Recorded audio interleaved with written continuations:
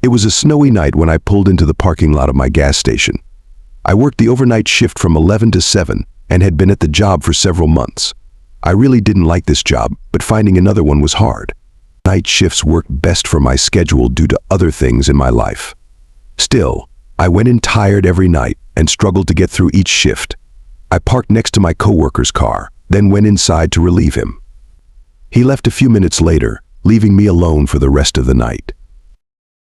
My manager had left a list of tasks on the desk, but it wasn't much. It looked like it would take about an hour to finish everything, so I decided to wait until I got really tired before starting. Around midnight, a car pulled into the station. I saw an old SUV parked by one of the pumps. With the snow outside, not many people were driving, but getting a customer occasionally was normal. I went back to my phone, watching videos, not paying much attention. After about 10 minutes, I looked outside again and saw the SUV was still there. The headlights were off and the doors were closed. It seemed like they should be pumping gas, but it had been a while. I stood up and got closer to the window, looking around but seeing no one outside. If they had been in the car for the past 10 minutes with it off, they would be freezing. It was snowy, windy, and cold, so I got a little nervous for them.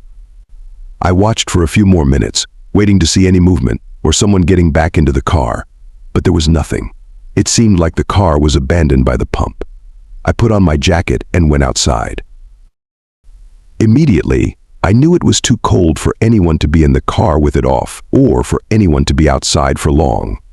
I rushed over to the car, looked around, then put my face close to the window to look inside.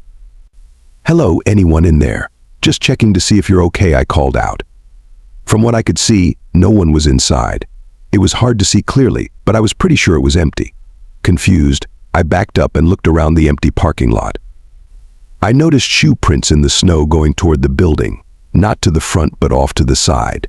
They seemed to come from the car. I was freezing and decided to warm up a bit before investigating further. Inside, I turned on the small heater next to the counter, warming my hands. I was only inside for about a minute when I heard a thump from behind me. I spun around but saw nothing, then walked around the counter and looked at the back. On the floor, there were puddles of dirty water, like melted snow from someone's boots. Feeling a chill, I stepped closer to the back room and turned the corner toward the supply room. Standing in the dark behind one of the shelves, I saw the outline of a figure. They were tall, with broad shoulders and a large scruffy beard. They were looking right at me. My heart stopped for a moment.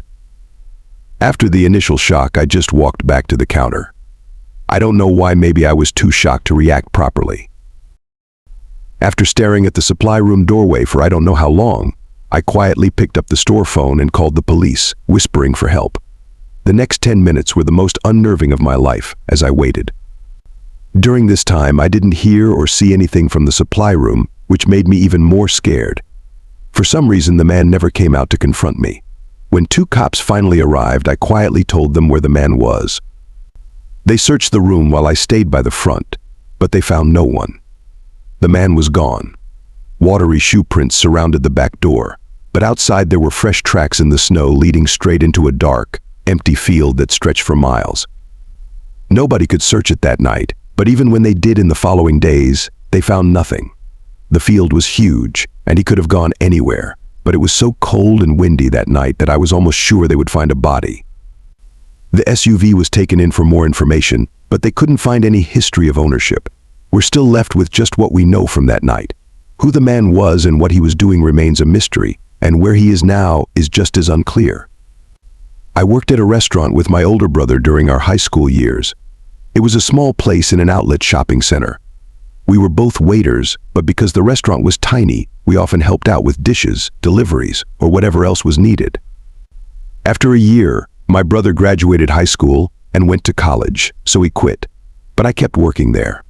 This story happened a few months before I eventually left the job.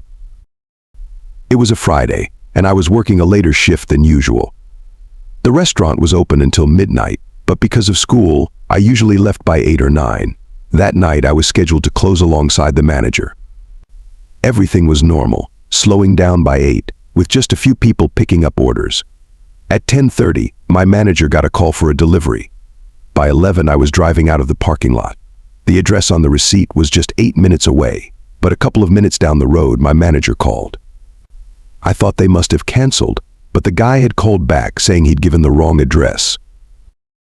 I pulled over to write down the new address and typed it into the GPS. Right away, I knew something was off. It was 25 minutes away in the opposite direction. If they had given this address initially, we wouldn't have accepted the order. I thought about going back to the restaurant, but we had already made the order, so I decided to go. The roads were pretty empty, and as I drove further out, they became even emptier. I didn't see any cars for the last 5 minutes of the drive. I was on the far edge of town where the buildings and houses turned to grassy fields and trees. When I approached the road with the address, all I saw were houses with their lights off. A few had porch lights on, but it still felt empty. These were not nice houses either, single-story, box-style homes. I parked by the house and got out with the food. I felt uneasy as I walked up to the door. It was quiet, and with no streetlights, it was really dark. I knocked on the door and waited. A whole minute passed with no one answering, and I started to feel more uneasy. I set the bag down and turned to walk back to my car. They hadn't paid yet, but the food was probably cold anyway. When I looked at my car, a man was standing behind it, leaned over like he was looking into the window. I stopped. The man immediately looked up at me. I could barely make out his face, but he was older. "Do you need something?" The man didn't move. I asked again, but nothing changed. Feeling even more uneasy, I looked around but saw nothing but trees in the dark. Then the man took a few steps back, standing maybe 5 feet from the door. I started walking over slowly, hoping to just get in and leave. As I got right up to the door, the man continued to stare at me. I cautiously opened the door and rushed inside. Before I could turn on the car, the guy started yelling. I looked over and saw him facing the woods and screaming. I turned to see what he was looking at, and in the woods I saw 2 or 3 figures hurrying toward my car. My immediate thought was that this was a setup. I needed to leave before something happened. I quickly turned on the car and reversed out just as the man tried to move behind the car to stop me. I got out, hearing the group of men yelling at me as I sped away. I called the cops, and although not much was found, there were a few things. The house I was to deliver to was a vacant property. It wasn't technically abandoned, but the owners didn't live in the state. It wasn't for sale, it had just been left to rot for the past decade. The caller who placed the order is unknown, and the initial address had no significance. Who the group was, what they planned to do, and so many other things remain unresolved. I'll probably wonder about it for the rest of my life. After all, if anything had played out even a little differently, I might not be here right now. I worked at a retail store in my 20s as an overnight lead.